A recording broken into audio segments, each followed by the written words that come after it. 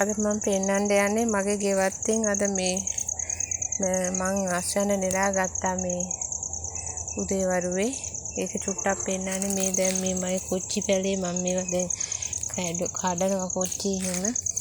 බණ්ඩංකා තියෙනවා, මේ කරල් තියෙනවා, මඤ්ඤොක්කා, මිරිස් පැල මේවා තාම හැදීගෙන එනවා. බටු